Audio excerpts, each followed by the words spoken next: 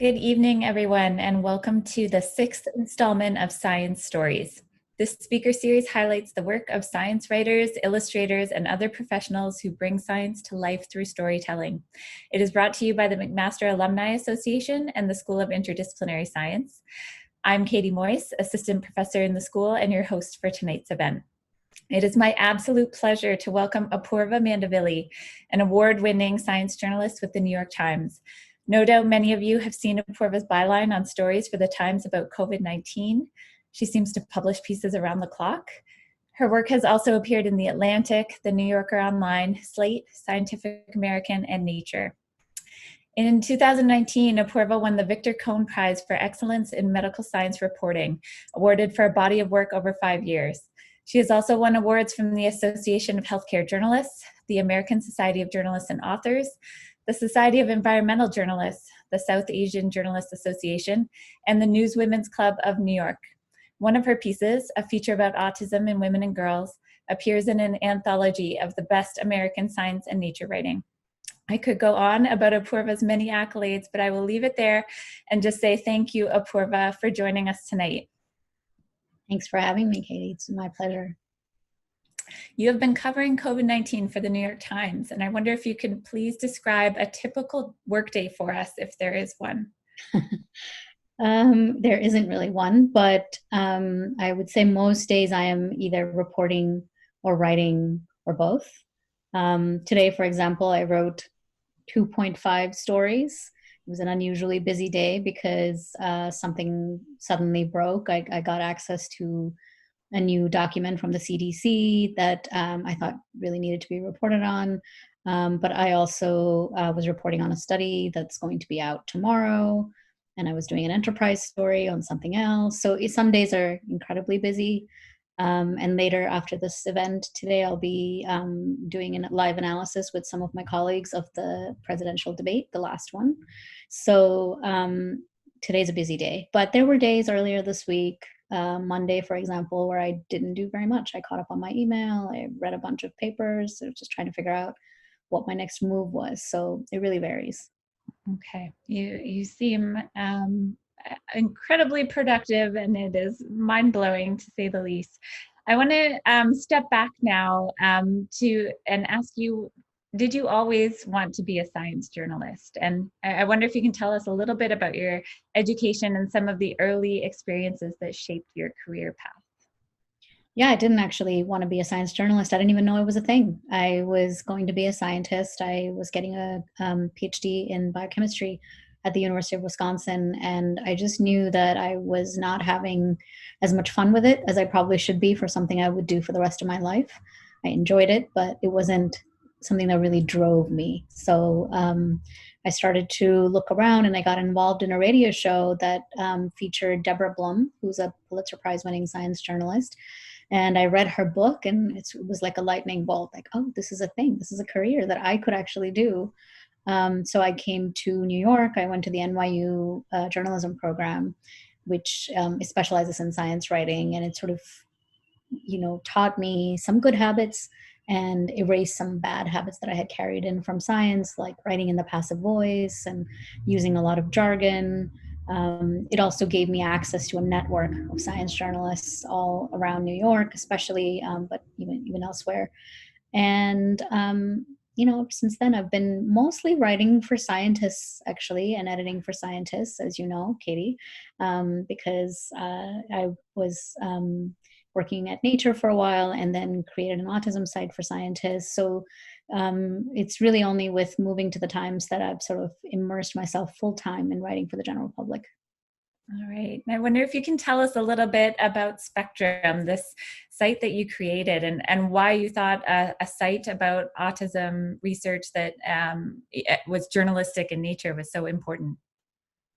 Yeah, I was working at Nature when I was recruited by the Simons Foundation, which is run by a billionaire. It's funded by a billionaire. And they were actually looking for a site that just provided information to autism researchers about what was happening in science and autism. And to make it more journalistic was really my push, because I was not interested in doing PR or doing communications. I really wanted to continue to be a journalist. And so I was able to convince them that the best way to offer unbiased, credible information to scientists is to offer them a journalistic resource. So at the time, this was in 2007, there really wasn't that much known about autism or what drives autism. The genetics of autism was still a huge mystery. Not that it's not now, but we definitely know a little bit more than we did back then. And it just seemed like a very exciting and interesting field that was moving very quickly, and clearly one in which answers were desperately needed. So I started the website. At first it was just me, and then it sort of grew.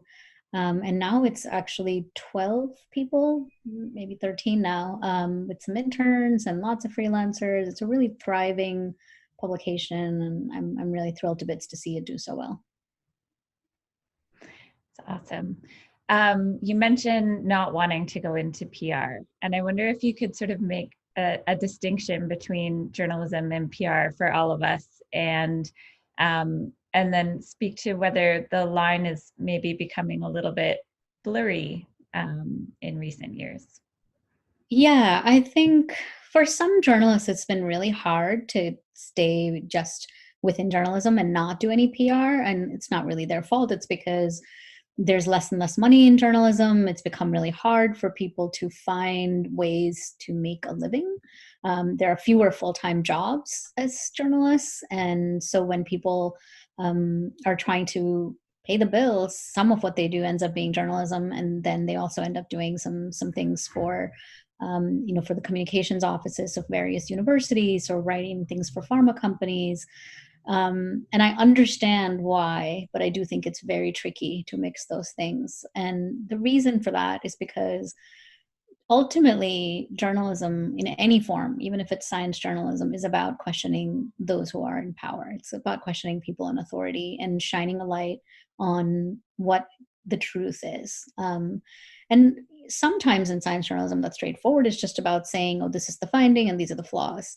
But sometimes it can go beyond that. And if you are also doing public relations and writing positive things about a particular university, you're not going to question that authority too much, because you're going to be nervous about where your next paycheck comes from. So I think it's inherently conflicted to be doing both journalism and communications at the same time. Okay. You've had some great scoops lately, and you just mentioned, it sounds like another one, that weave together science and politics. And I wonder if you can take us inside one of these stories and describe your reporting. Sure. I can't get into too much detail because wouldn't be okay. But I can talk a little bit about the story that I did on the CDC taking down its guidance. So in August, the CDC came out with a guidance saying that people who are very close to somebody who's infected don't necessarily have to get tested if they don't have symptoms. And that just really threw scientists into a tailspin, because it was contrary to everything we know about how the virus behaves. It was contrary to everything we know about what's good for public health. And so the CDC got a lot of blame for it. So it was clear to everybody that something was not right, but it was very hard to figure out what. And for the last few months, I've been spending some time cultivating some sources inside the CDC. And they're scientists, career scientists, who are extremely frustrated at what's being done to the CDC politically. And they don't have a voice because the CDC has really cut off all of the channels of communication with journalists. When you now approach the CDC for comment, you either get nothing or you get a very canned statement from a press person. And CDC scientists have not been able to talk about their own work. So a lot of it has been, starting with one scientist, gaining their trust, having them maybe connect you to somebody else, and just finding sources. So one of these sources was actually aware of this guidance, had seen versions of it, and another one then had also seen it. And so I was able to sort of piece things together. And the ultimate thing was really being able to see an email that very clearly said we are not allowed to make edits to this document. And so I knew that that would be the sort of final nail in the coffin for that story. And yeah, it was these kinds of stories take, on the one hand, a lot of patience, because you have to move slowly and not scare away your sources who really do not want to be identified and really don't want to get the agency into more trouble than it already is in.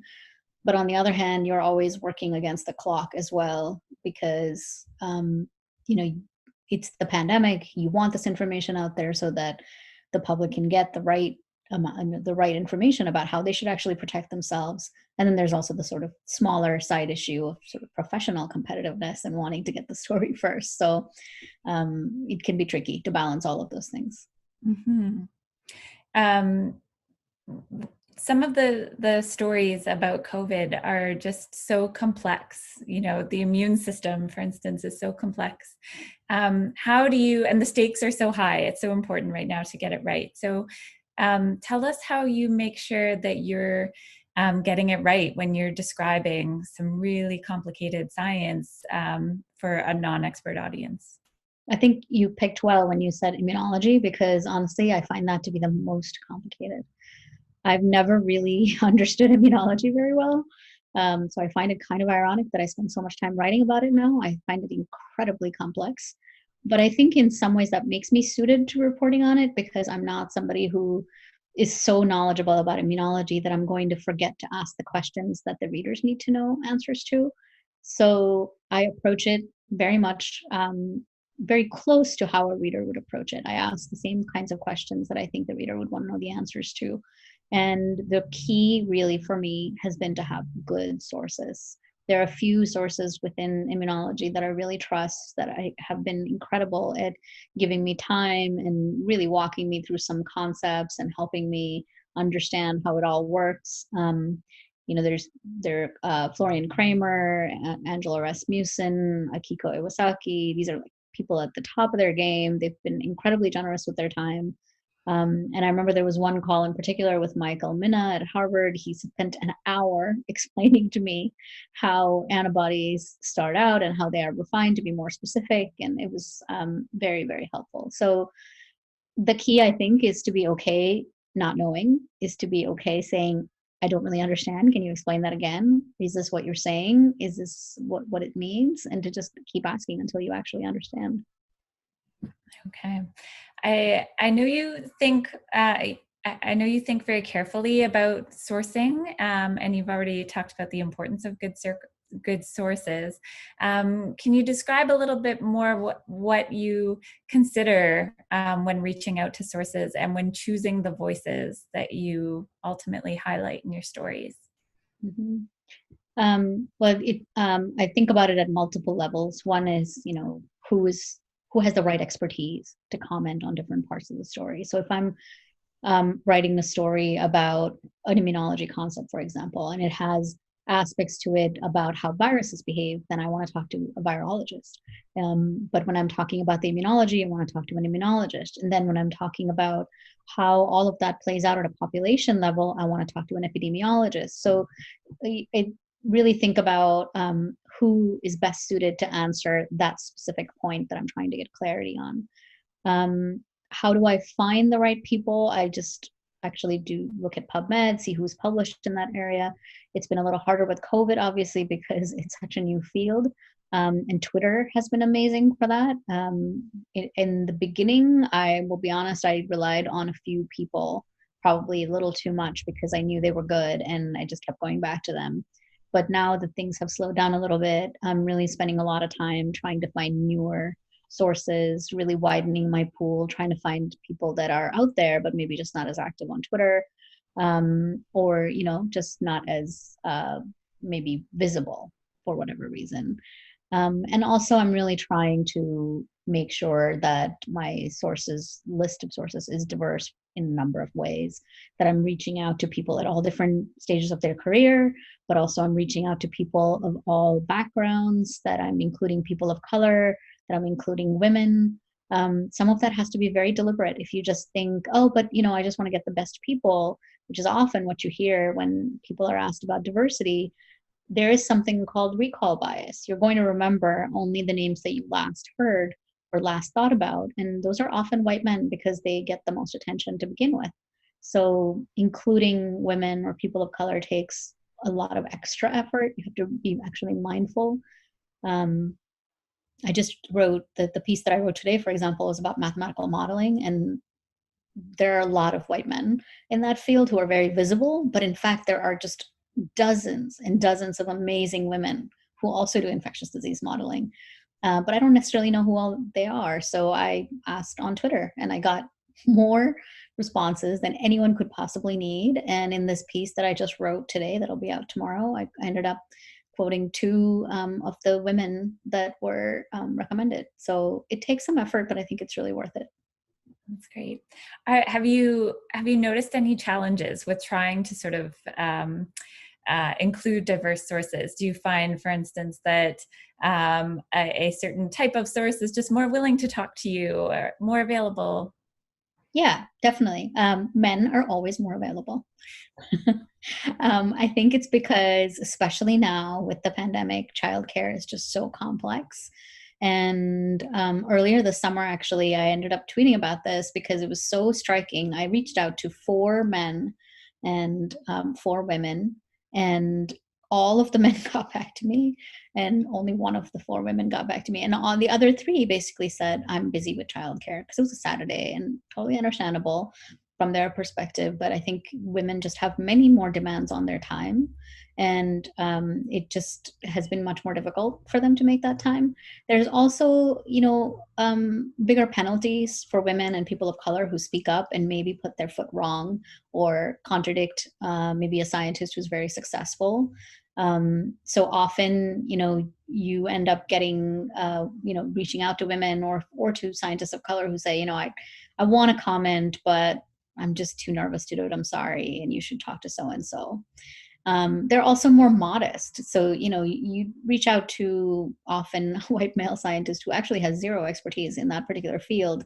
And they may never tell you that. They may just say, okay, yeah, let's talk. But I've found that when you reach out to women or to scientists of color, they're much more likely to say, that's actually not my expertise. You should really talk to so and so and redirect me to somebody else. So there are, I think, multiple factors at play that make it harder to reach those sources and to actually convince them to talk, but it can be extremely rewarding when you actually get it to happen.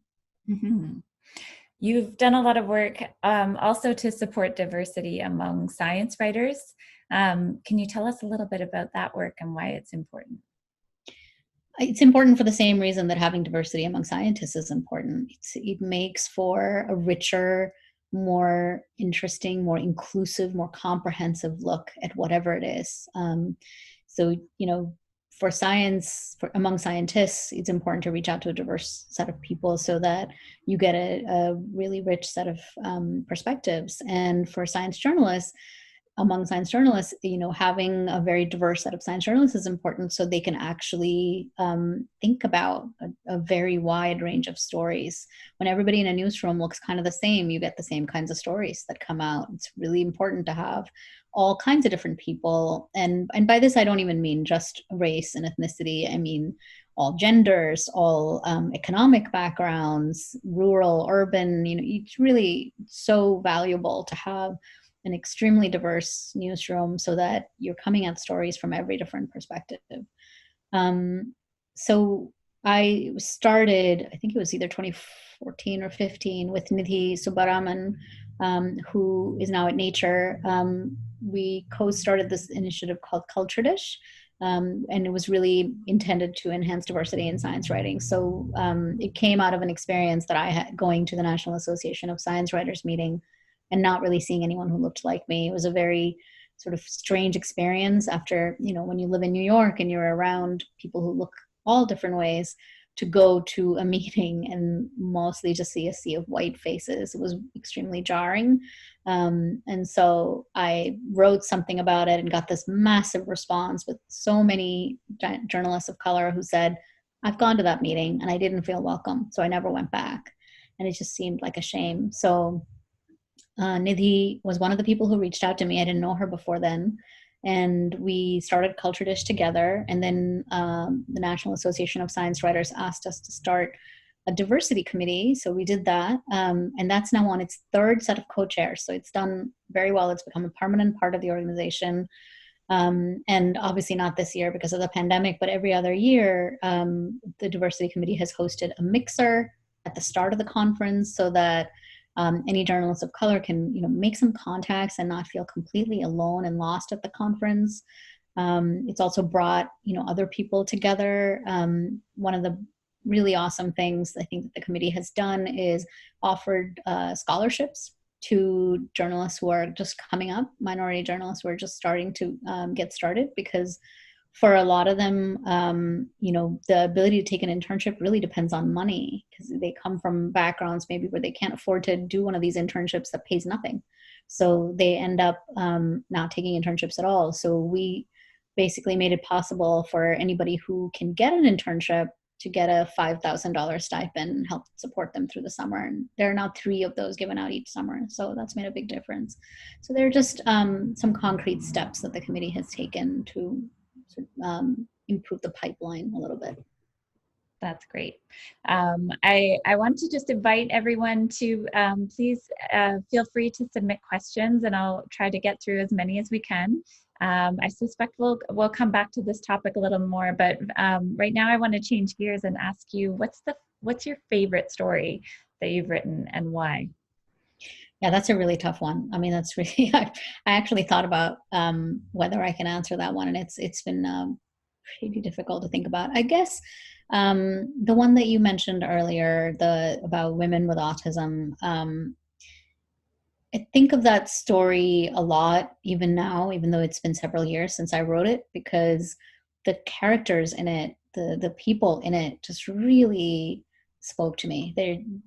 I ended up talking to 3 different women, or featuring 3 different women, young women, in it, and their stories just really resonated. And I've stayed in touch with 2 of those families, and it's been really something to see how they've come along over time as well. But it was also the first story that I wrote that was long form after having written mostly news for many years. And so I think, stretched my writing muscles a lot during that. And it was my re-entry back into narrative writing. So it has a lot of fond, but also challenging memories for me that I really value. How long is that story? Oh, that story was 6,000 words. I think it was long. Yeah, I love that story. Can you tell, for anyone who hasn't read it, can you sort of describe sort of the different parts of the story, the different components, and how you sort of wove the science in there? Yeah, so I went to London and I met this young woman, Maya, who really typified to me, when I was looking to tell the story, the experience of a lot of women with autism. So she's incredibly bright, very, very smart, did extremely well in school, and could not get an autism diagnosis because she was so good at school. So, the thesis of the article was that autism looks maybe different in women and girls, and so they end up not getting diagnosed because doctors are looking for the kinds of qualities, the behaviors that you would see in boys. And so when she went in, with all of her behaviors, she got 11 different diagnoses: paranoid, schizophrenia, and eating disorders, anxiety, depression. And I remember at one point she said to me, it's not that I have autism and all these things. It's that I have all these things because I have autism, because my life is so miserable without a diagnosis and in the way that I have to live it. And I think telling her, story, her journey, really sort of became the arc of the story overall. But Maya is what we would call low support, because she can more or less function, and she's very articulate, and she can advocate for herself to a certain degree, which is not to minimize any of her struggles with autism at all, but she's not somebody who's in an institution, for example. And so I also wanted to capture some of those aspects of autism, because quite a few autistic people are not able to speak, not able to advocate for themselves. And so I also featured a young person who was 12 at the time, and all of the struggles that her parents had to deal with trying to figure out puberty, and how do you explain puberty to a girl with autism who just doesn't really think about those things, and her sort of burgeoning sexuality, and her not knowing the appropriate things to say or do, and it was really complicated. And then the third person I ended up featuring is somebody who was in an institution, and all of the struggles that her family had to deal with to make sure that she was safe where she was, that she had, caretakers who wouldn't end up exploiting her in some way, and the fight that they had to go through just to make sure that she was cared for and safe in all the appropriate ways. And so it was just this spectrum, really, of disability among these women, and the things that they and their families had to cope with in order to just survive, even. Mm-hmm. So it was a incredibly powerful story for me in many ways to tell, and I was so grateful to all of those families for trusting me, and it's never really left me, that story. Mm-hmm. And there's so many scientist sources in that story as well. Like, it's really incredible, all the different voices that you feature in that piece. I guess that's why it was 6,000 words. Yeah. Yeah. All right.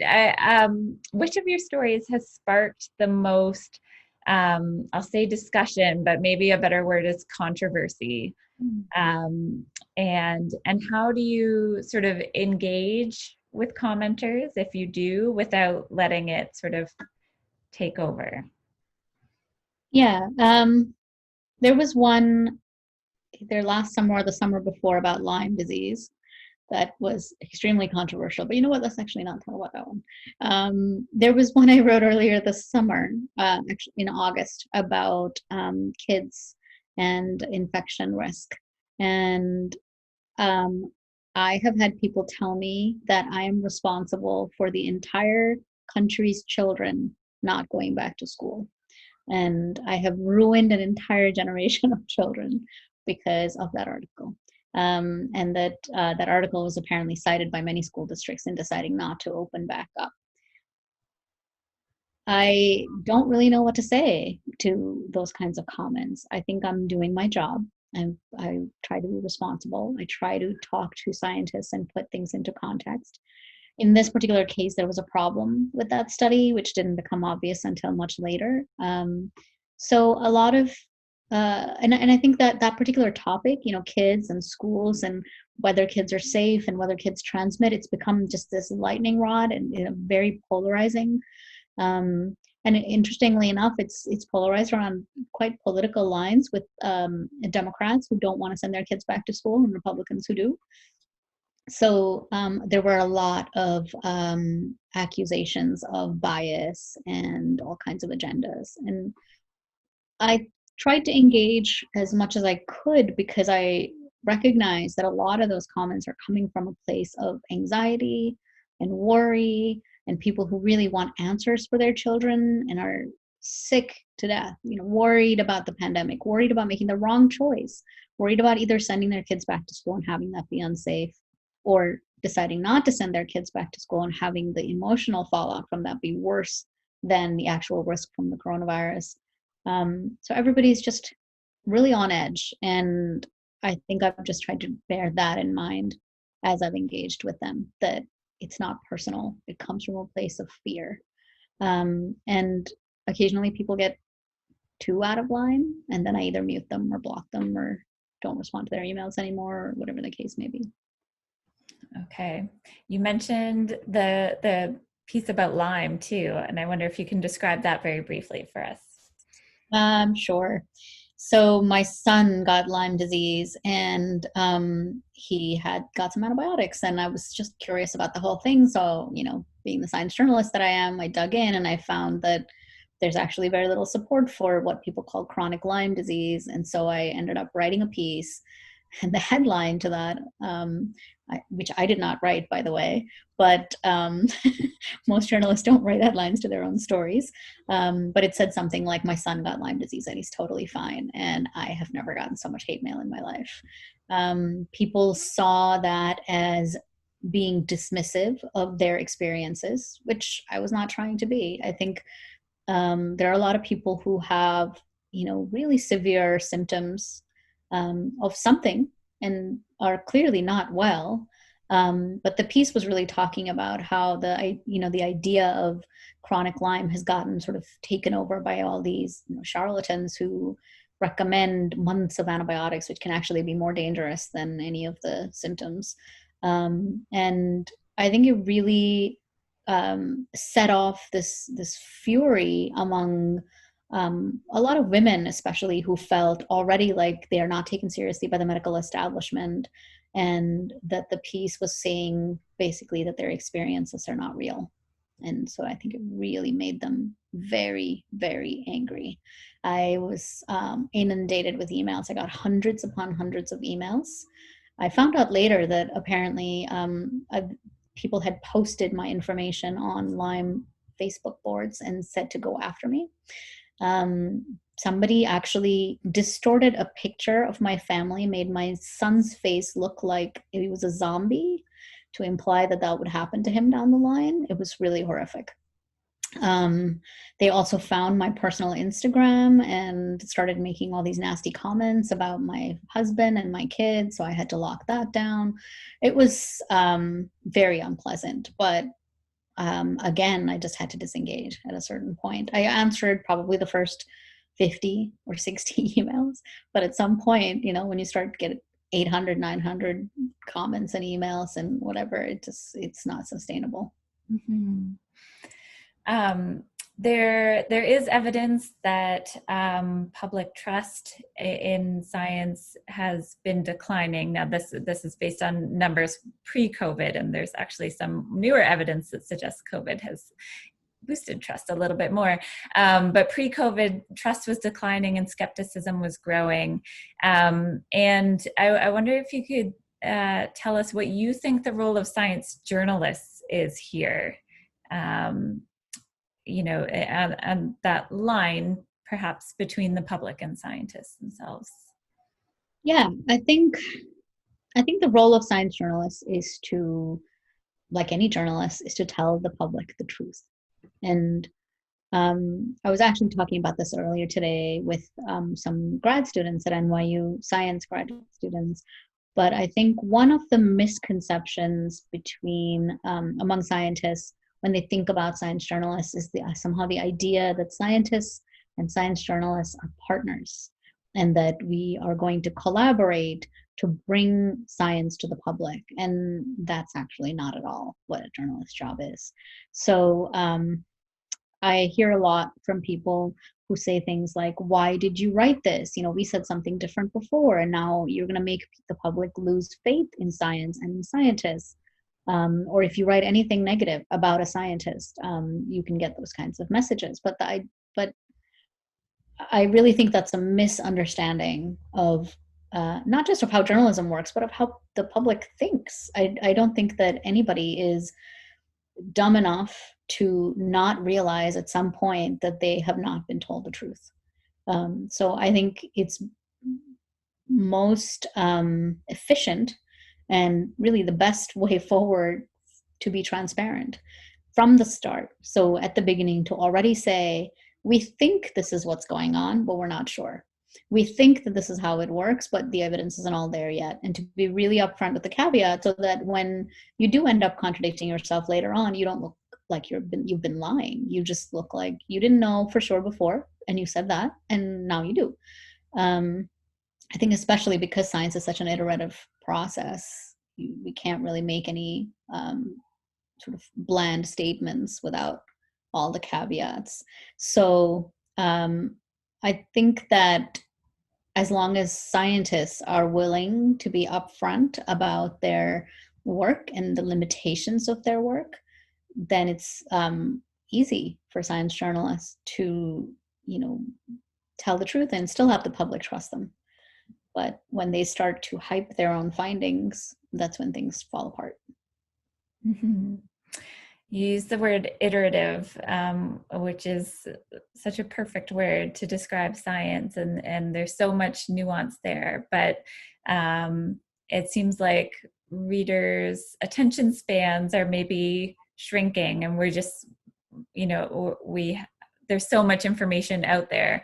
And so how do you sort of reconcile the desire to include all of that nuance, all of that context, not just cover one study, but put it in the context of others that came before, with the attention span of an average reader? It's not easy. I think you answered the question. You just have to try not to cover every study that comes along, because that can feel like whiplash, but to sort of wait for the bulk of the evidence to see where the evidence is leading us. I'll use the kids thing as an example. The piece that I just mentioned that got a lot of flack, people really read that as saying, all kids are at huge risk, and so nobody should go back to school. And a piece that I just wrote, that just published about an hour ago, says, look, so far it looks like schools are not really seeding a huge number of community infections. And I can guarantee that I will get emails and I will get tweets saying, you're contradicting yourself. You were wrong before, huh? So now you're admitting the truth. And also that some people will say, oh, you're saying something that's going to be very dangerous, and people are going to send their kids back to school, and then you'll be responsible for their deaths. I can already predict all of that. It's going to happen. To a certain extent, there's not really much I can do about that. All I can do is, in the piece itself, make it very clear that even now we don't know for sure. But so far, the data are suggesting this, and it seems like this, and this is what the evidence we have so far tells us. So again, I think it's just to be very upfront with the limits of what we know, and to frame it so that it doesn't look like we're saying the final word is in, because it's not. Mm-hmm. All right. I'm going to switch gears again slightly. You've traveled the world to report some stories, and I wonder if you can take us inside one of these reporting trips, and tell us where the support for that kind of journalism comes from and why it's important. Well, now I'm a staffer at the time, so I don't have to worry about funding. But for freelancers, I'll answer that part of the question first.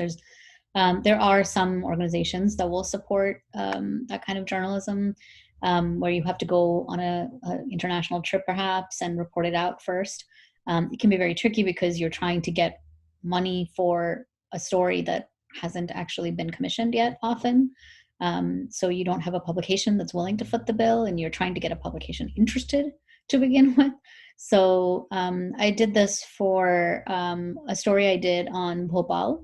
So Bhopal is a town in India where there was a gas leak many years ago in 1984, and they've never really cleaned up the toxic site.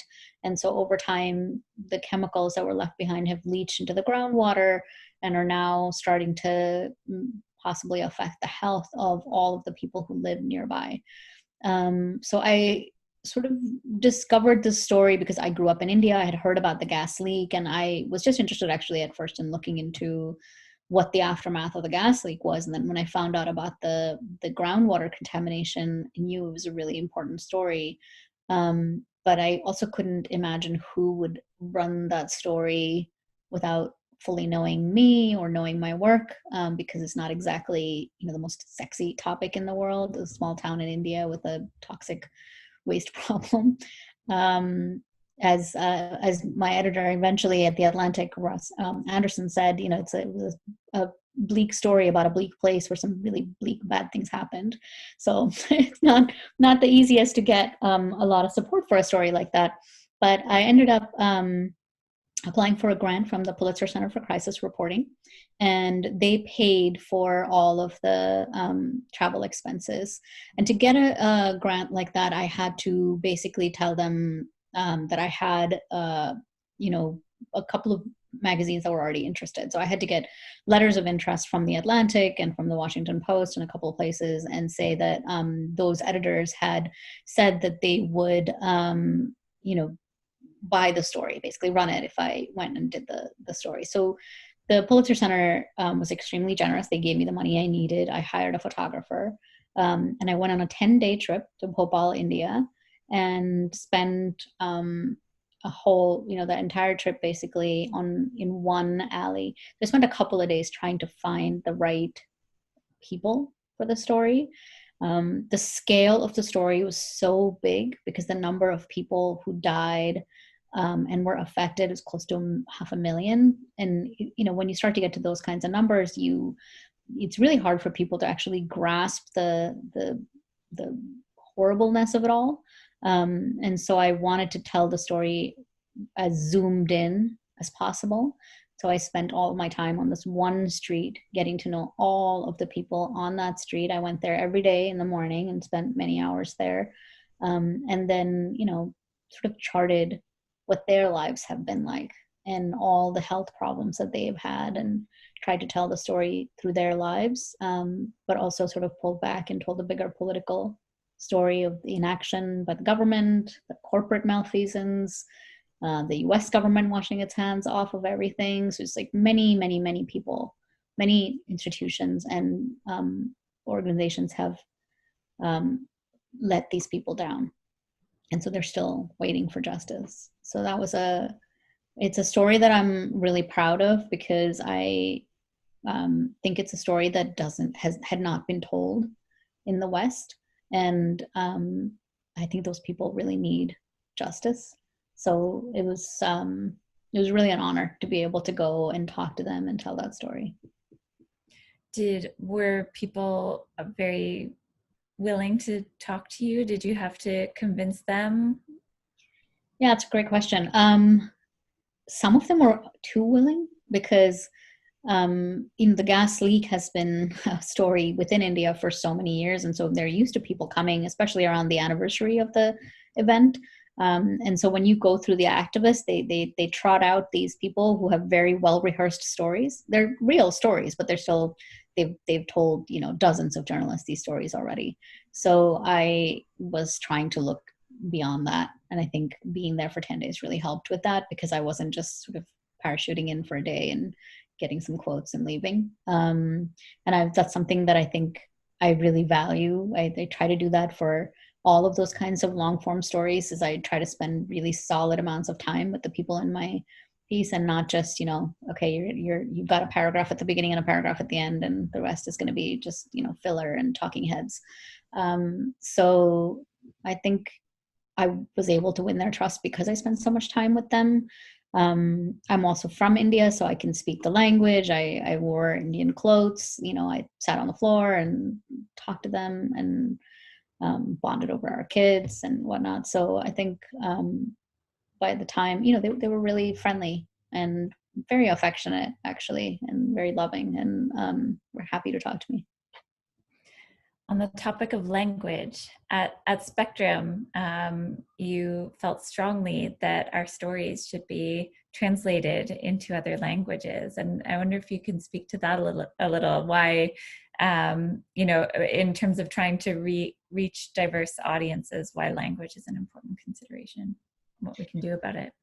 Access is a big problem. I mean, autism is global. It's not just in the US, and even in the US, there are a lot of people who speak only Spanish, for example, and it's really, important to be able to get information to them.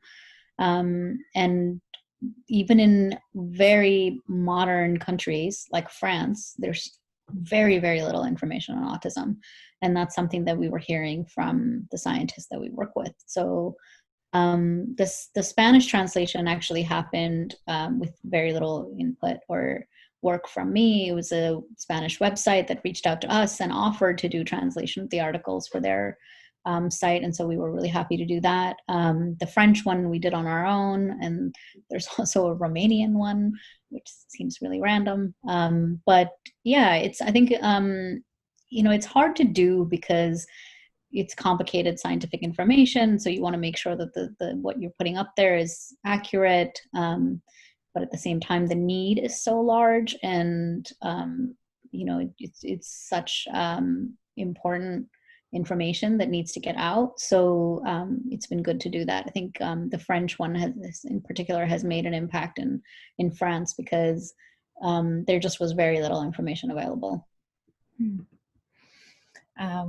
All right. You have trained and mentored many science journalists, myself included. So I should say, Apoorva was my boss, my editor-in-chief at Spectrum, where I was an editor. What are some characteristics of a good science journalist?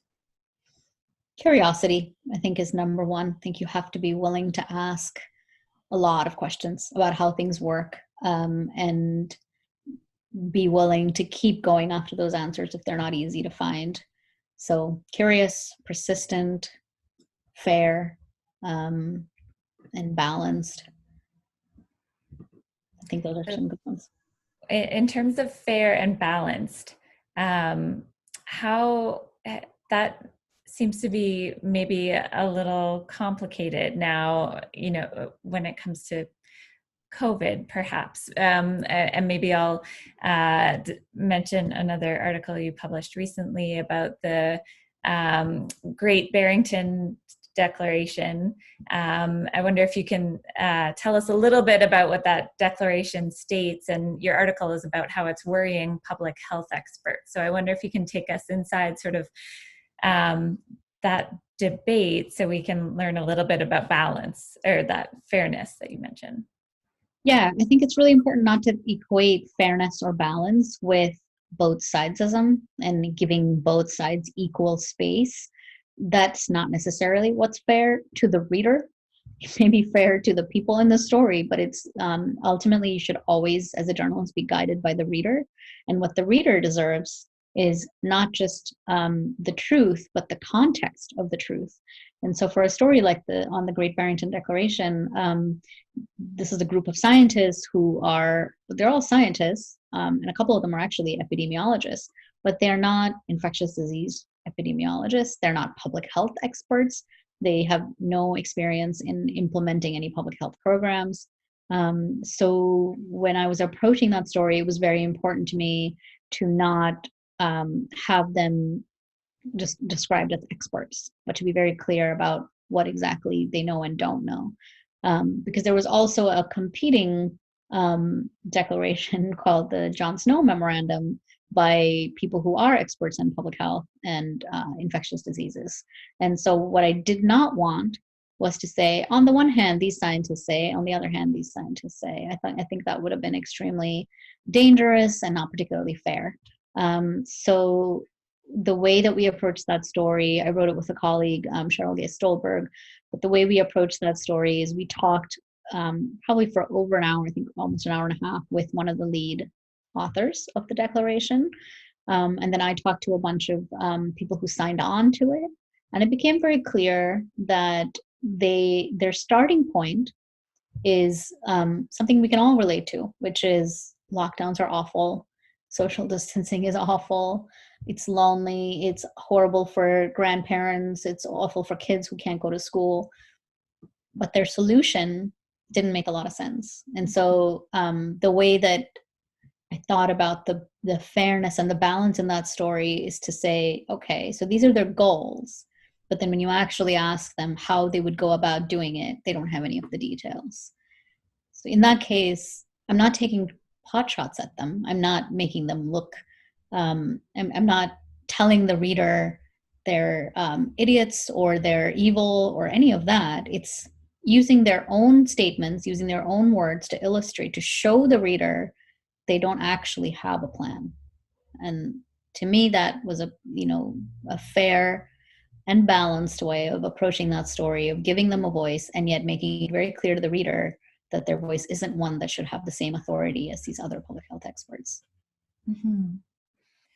All right, we're into the last 10 minutes, so I'm gonna try to get to as many audience questions as I can. We do have a number of scientists in the audience, and I wonder what you would like scientists to know about working with journalists. I think they have to work with journalists. That's the main thing.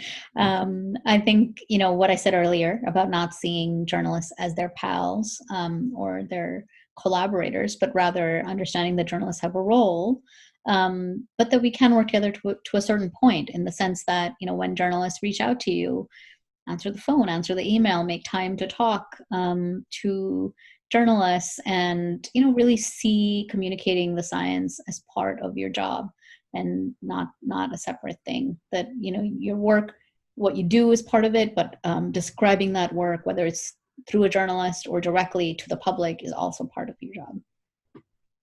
Okay.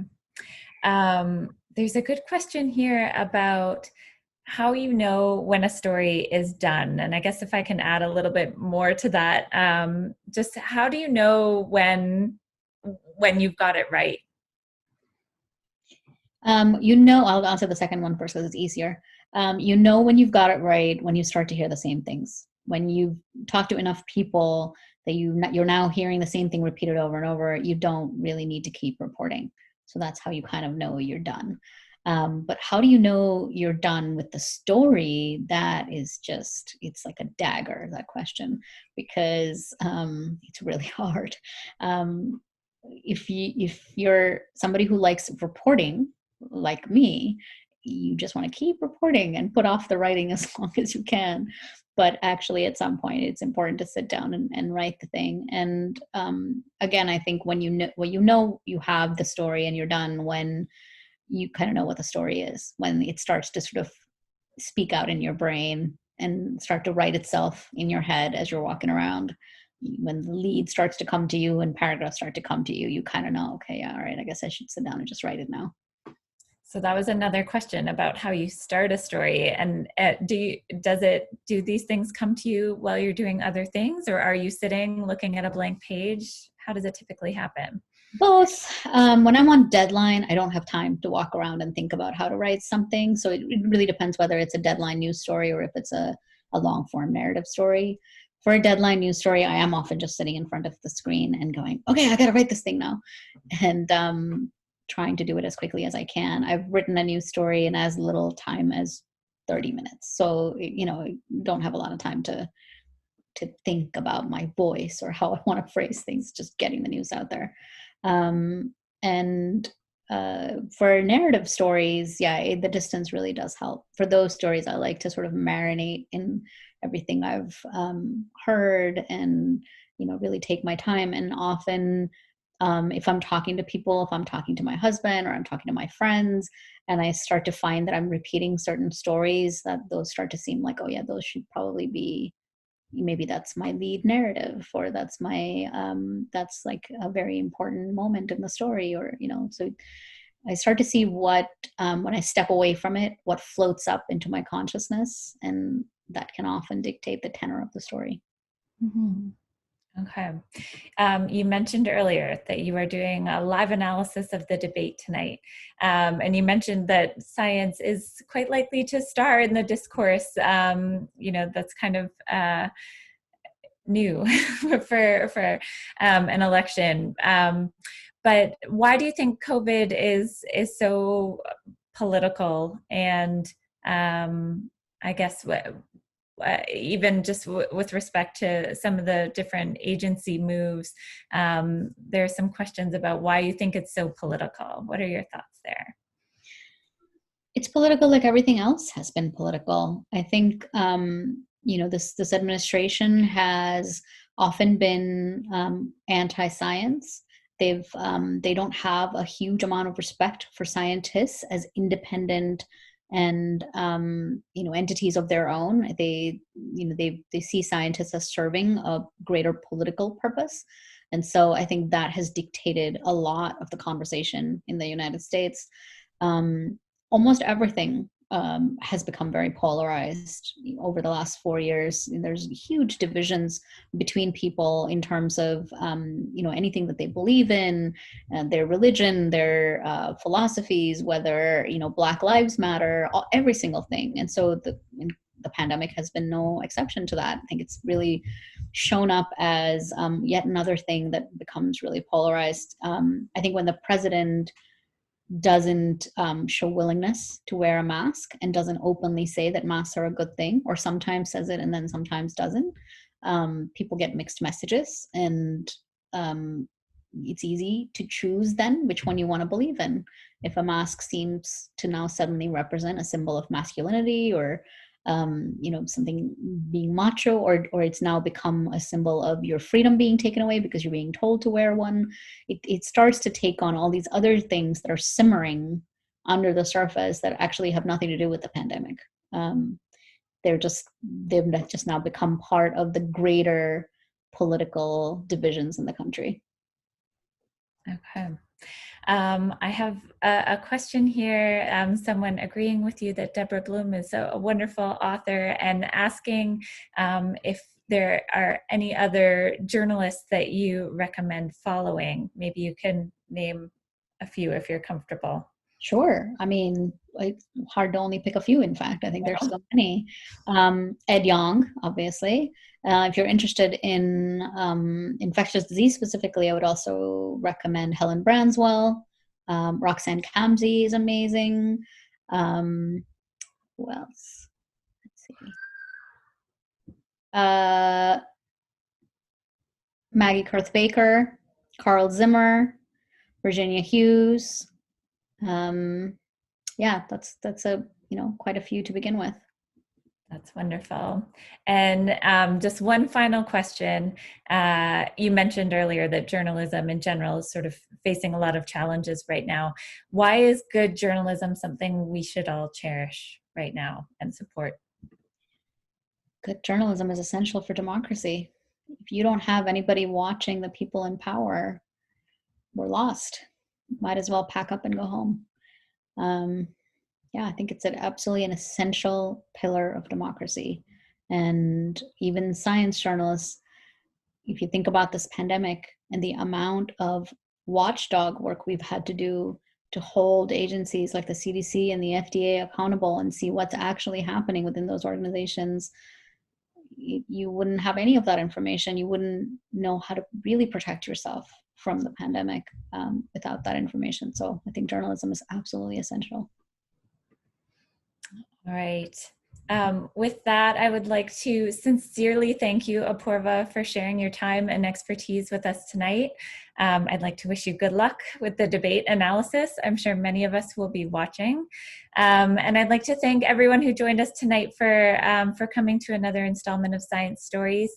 We did record the discussion, so we will share that with you in an email along with a request for feedback from you on the event. So take care, everyone. Good night. Thanks again, Apoorva. Thank you so much for having me. It was really, really fun.